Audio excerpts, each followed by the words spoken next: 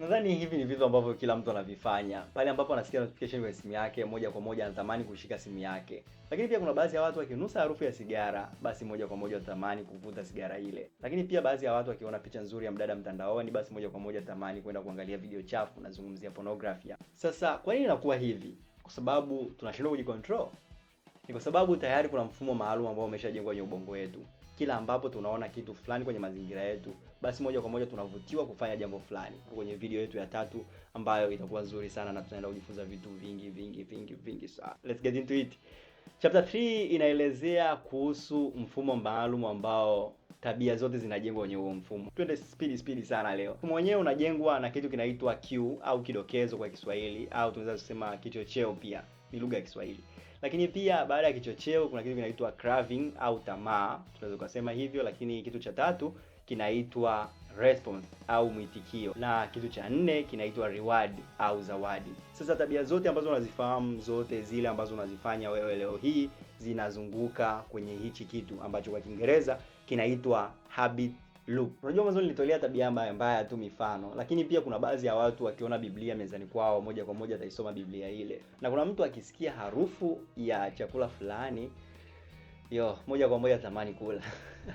Sasa hiyo moja kwa moja ishakuwa automatic na tayari ishakuwa tabia yako. Pale ambapo unasikia kitu fulani then unaenda kufanya jambo fulani, na baada ya kufanya jambo fulani unahisi kuridhika, basi kesho na kesho kutwa itakuwa hivyo hivyo. Twende tukaangalie kitu kimoja kimoja. Tutaanza na cue, kwa Kiswahili nimesema inaitwa kidokezo au kichocheo. Hii ni hali au kitu fulani ambacho kinatokea kwenye mazingira yako, aidha ya mwili wako au nje ya mwili wako, ambayo yanakufanya utamani kufanya jambo fulani, yanakutrigger kwa Kiingereza. Nadhani kwenye mifano tutaelewana vizuri. So mfano wake ni kama vile harufu ya sigara. Kuna watu harufu ya sigara inawatrigger kuvuta sigara. So harufu ya sigara hiyo tunaita ni cue. Picha chafu mtandaoni, hiyo ni cue. Mlio wa simu yako, hiyo ni cue. Baada ya cue tunakutana na kitu kinaitwa craving au tamaa.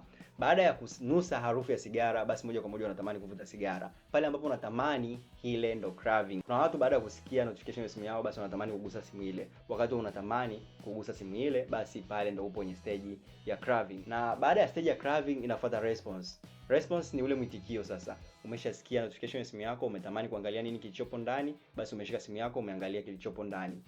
Ile ndo hatua ya response. Ni ule muda ambao unafanya ile tabia fulani ili kuridhisha tamaa yako baada ya kuona cue fulani ambayo imetokea kwenye mazingira. Nadhani umenipata somehow. So baada ya response inafuata reward. Reward sasa ndo ile zawadi ambayo tabia yako inakutunuku. Tunasema kila tabia ambayo tunaifanya kwa kujirudia rudia, kuacha zile ambazo tunazifanya mara moja na kuacha, no, zile tabia ambazo unazifanya mara kwa mara na kujirudia, kwa sababu tabia zile zimetupa zawadi fulani. Kama tabia isingekuwa inakupa zawadi fulani, basi usingeifanya tena. Ndio maana ulipokuwa mtoto, ulipoona moto ulitamani kuugusa, ulipogusa moto ule ulikuunguza, ulikufanya uhisi maumivu. Ndio maana kesho na kesho kutwa hukurudia kuushika ule moto. Sasa zawadi hiyo inaweza ikawa ya muda mfupi au inaweza ikawa muda mrefu. Baada ya kuvuta sigara umehisi kutulia, baada ya kusikiliza music umehisi kurelax pia. So kesho na kesho kutwa utarudia hivyo hivyo. Sasa baada ya kupata zawadi, akili yako automatically inakuwa imeshaandika na imeshajiandikia kwamba kila ninapokutana na cue fulani kwenye mazingira yangu, basi nifanye jambo fulani. Hiyo ndio habit loop, ambao ni mzunguko wa tabia tunaweza tukasema kwa Kiswahili. So watu wengi huwa tuna focus na hatua ya response, ya ule mwitikio, na kulalamikia sana ule muda ambao tumefanya lile jambo, lakini kiuhalisia ni kwamba zile hatua mbili za mwanzo ndio zilikuwa za msingi zaidi. Hatua ya cue na hatua ya craving. Cue isingetokea kwenye mazingira yako, basi kuna asilimia kubwa usingefanya hiyo tabia. Ipo wazi. So kiuhalisia tabia zote lazima ipitie hatua hizo kuu 4 na hatua za msingi sana. So ukitaka kujenga tabia nzuri, ukitaka kuacha tabia fulani, ni lazima uzijue hizo hatua 4 na ujue namna ya kuzibadilisha au kuzigeuza. Sasa tumekaribia mwisho, na moja kwa moja tuende tukafanya assignment. Na leo hii nataka tufanye jambo moja. Nataka uchague tabia moja ambayo unataka kuiacha. Nataka uandike kichocheo chake ni nini. Ni kitu gani ambacho ukikiona au kikihisi au kikiwa kwenye mazingira yako kinakufanya utamani kuifanya hiyo tabia. Baada ya kuandika kichocheo, andika huwa unahisije na ni nini ambacho unakifanya. Andika steps zote, andika response yako jinsi inavyokuwa, na baada ya hapo andika zawadi yake inakuwa ni nini. Unahisi nini baada ya kufanya hilo tendo fulani? Na ukielewa mzunguko huo, utakuwa hatua moja mbele ya tabia yako. Na vitu muhimu zaidi ambavyo vilizungumziwa kwenye chapter 3 ya kitabu cha Atomic Habit, na vilizungumziwa kwa kudokeza, na mimi naenda kukudokezea sheria kuu 4 za kubadilisha tabia.